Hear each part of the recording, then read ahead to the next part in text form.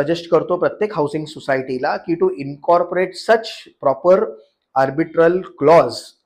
Dispute resolution clause in your development agreement.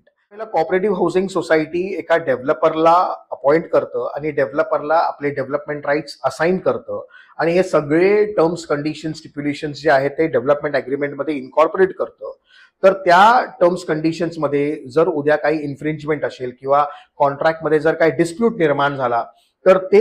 Resolve करण्याची देखील पुरातन काळापासून ज्या आलेल्या 2 मेथड्स आहेत त्याप्रमाणे आपल्याकडे ही 2 मेथड्स आहेत. पाहतो की मोर दॅन 6000 लिटिगेशन्स जे आहेत रिडेव्हलपमेंट संदर्भातले कोर्टामध्ये प्रलंबित आहेत आणि मग हे जे डिस्प्यूट्स जे आहेत हे फास्टर वेनी रिझॉल्व्ह व्हावे, जेणेकरून आपली जी लोक बाहेर राहत असतात रिडेव्हलपमेंटमध्ये त्यांना त्रास कमीत कमी व्हावा आणि त्यांना पुन्हा रिडेव्हलपमेंट त्यांचं सक्सेसफुल व्हावं या हेतूने हे आर्बिट्रेशन क्लॉज जो आहे तो आपल्या डेव्हलपमेंट अग्रीमेंटमध्ये महत्वाचा आहे.